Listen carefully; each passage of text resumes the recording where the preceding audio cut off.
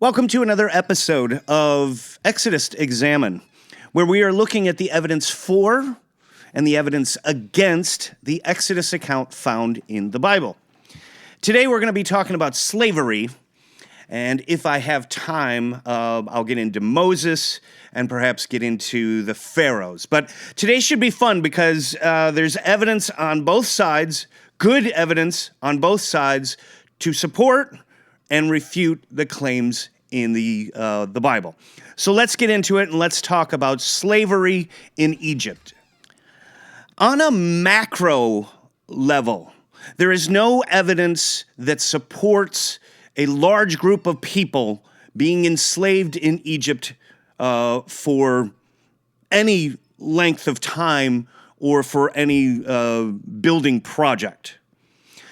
On a micro level, there is evidence that suggests that the Egyptians had slaves for household or day-to-day activities, much like the Israelites will have later on in time.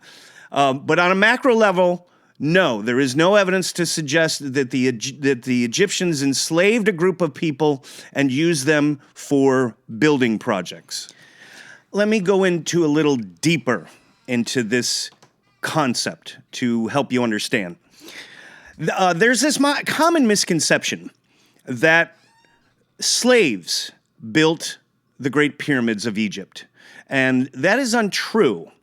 Some people believe that it was the Jews that built the pyramids, but that is untrue as well. The timing does not work out at all. It's, say, the Great Pyramid of Giza was one of the last ones, and it's 2500 BC. So we're about 1500 years off for the Jews to be able to build it. But what history shows is that the Egyptians, time and time again, used their own workforce for their building projects. Let me say that again. The Great Pyramids were not built by slaves. Those obelisks that you see all over Europe, and there's one in Central Park that the Egyptians built. Those were built by paid employees. Think of the inundation of the Nile that I spoke about in the last episode. When the Nile overflowed and all that rich soil covered the fields of grain, those farmers were paid for by the government. They were government employees. That supports the idea that when Jacob in the Bible is out of food and he comes to Joseph and the Pharaoh and they have all the food, that is true because of the fact that the government owned all the workers that took care of their fields, so they controlled the food. And that's what helped them become such a dominant nation or civilization. Another building project. After the pyramids were built, later kings wanted a different location and didn't want to do pyramids anymore because the pyramids all were robbed. So what was the point of trying to protect your valuables going into the next life if all the pyramids they built were robbed? So they decided on this remote location called the Valley of Kings. And later kings started putting their tombs in this valley. And the Egyptian government built a town specifically to take care of this Valley of the Kings in this remote location. Those employees, or that town, the residents of that town, were employees of the government. And supposedly they were paid very well by the Egyptian government. On the other hand, there are specific details in the Exodus account that suggest that the author of Exodus has an intimate knowledge of life in the delta of the River Nile. There are two cities that are named in the Exodus account. They are Ramses. He is a pharaoh, which I will discuss in a later episode, and Python or Pithon. Those two cities were actual cities who had their name changed later on in history. What this suggests is that the author, whoever it was, had knowledge of those two cities before the cities changed their name. So those who want to claim that the Exodus was a fictional story written in Babylonian captivity 700 years after the actual Exodus account, have a tough time getting through this evidence of the two cities. How would they have ever known about those two cities when their names were changed later on? So that evidence supports whoever wrote it knew about those two cities and perhaps lived in one of them. Another specific detail is when the Exodus account describes the brick and mortar that the Israelites worked in order for their building projects. This is also a very specific knowledge of building materials in a swamp, which supports the idea that whoever wrote Exodus knew how to build houses or knew about building projects in the Delta, because the Egyptians worked in stone unless they were working in the Delta, which again is a swamp. Then they had to work in brick and mortar. And speaking of the brick, it's a very specific brick, which even is more supporting evidence.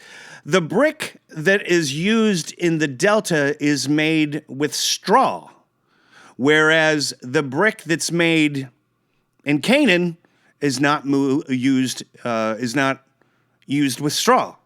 Here again, the author of Exodus has a very specific detail of building materials or building projects in the Delta Nile. Let's switch gears and discuss Moses a little bit. Moses, his story, his mother putting him in a basket for fearing for his life, and the Pharaoh's daughter, luckily, very fortunately, finds him, doesn't kill him, and raises him as a prince.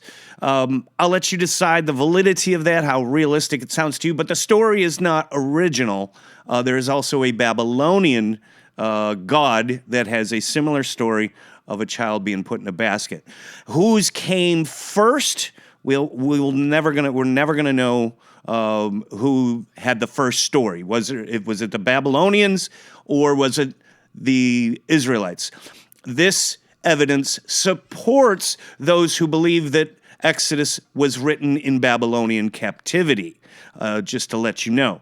Now, the name Moses in the Bible says it's a Hebrew name made to draw from, and the Pharaoh's daughter named him.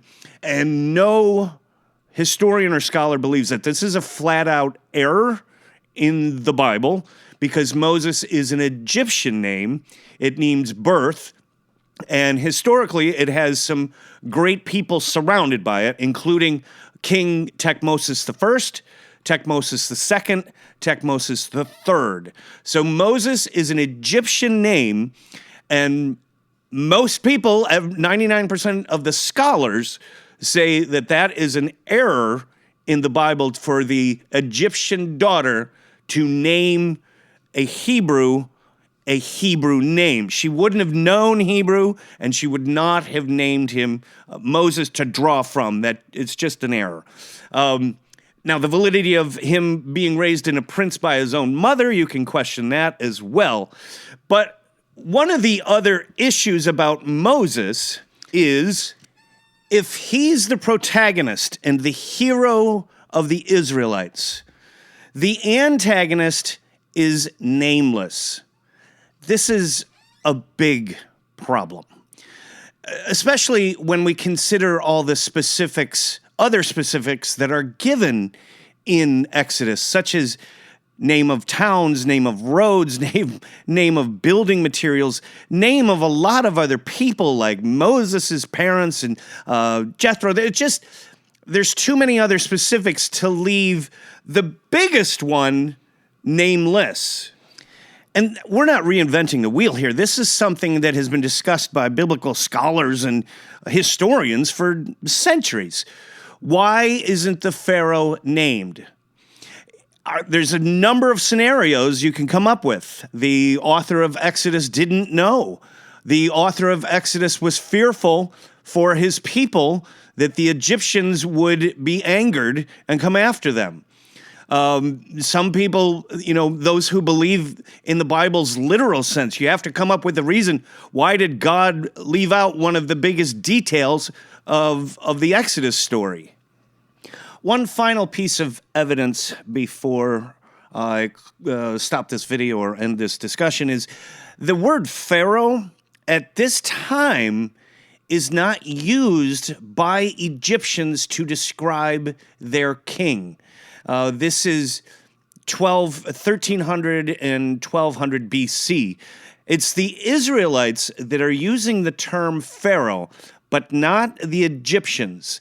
Now that could shed some more light onto when the Exodus story was written. It would seem to suggest that the Exodus story was written many, many years after the actual Exodus account, which I think most people believe that anyway because it's an oral tradition first before it became a written tradition. But just to make sure that you know that the word Pharaoh, it is an Egyptian word. It's a conjunction of Pharoah, that the Egyptians didn't use it to describe their king until many, many centuries later. Okay, so next time I want to go over the culture, the Egyptian culture and society and effects on the Israelite tribe. We also have to discuss the actual Pharaoh Ramses and his son Merneptah, which is what most people believe is the Pharaoh of the Exodus. So that will be next time. I hope you're enjoying this. If you are, please like and comment and subscribe, and I'll see you next time. Bye-bye.